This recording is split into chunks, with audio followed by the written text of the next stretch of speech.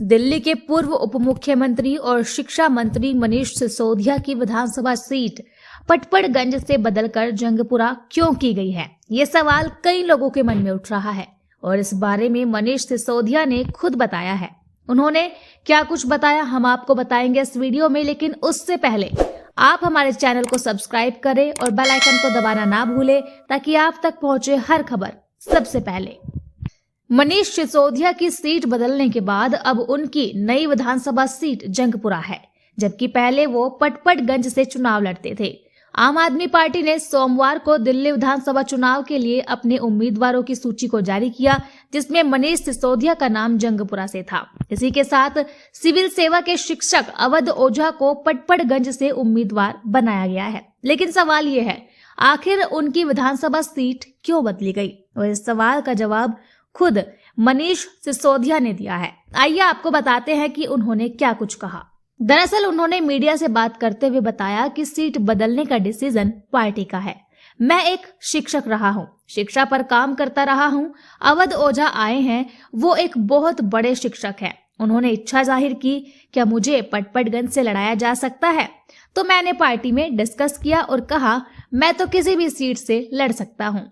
एक नए व्यक्ति, इतना बड़ा शिक्षक आएगा तो वो शिक्षा के प्रयोगशाला पटपड़गंज से चुनाव लड़ेगा तो अलग ही मैसेज जाएगा। लेकिन यहाँ भी सवाल ये उठता है कि मनीष सिसोदिया ने इस बदलाव को मंजूर क्यों किया? क्या इसके पीछे कोई बड़ी रणनीति है या फिर ये एक सामान्य बदलाव है? खैर, वजह चाहे जो भी हो, लेकिन बीजेपी ने इस बदलाव को लेकर हमला तो बोला है। उनका कहना है आप पार्टी मैदान छोड़कर भाग रही है और इसके बाद मनीष सिसोदिया के अलावा अरविंद केजरीवाल और आतिशी भी अपनी सीट बदल सकते हैं। जब मनीष सिसोदिया से पूछा गया कि बीजेपी ने इस तरह का बयान दिया है तो उन्होंने उसके जवाब में कहा जिस मैदान की वो बात कर रहे हैं, इस मैदान में बीजेपी की पटपड़गंज में मैं जमानत जब्त करवाऊंगा।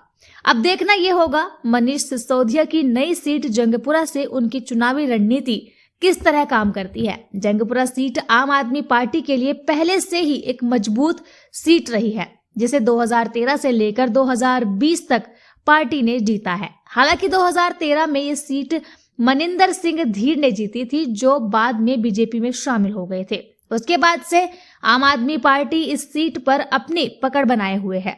अब मनीष सिसोदिया को जंगपुरा से उम्मीदवार बनाए जाने के बाद ये सवाल खड़ा होता है कि क्या ये सीट पार्टी के लिए पहले से भी ज्यादा मजबूत साबित होगी या नहीं।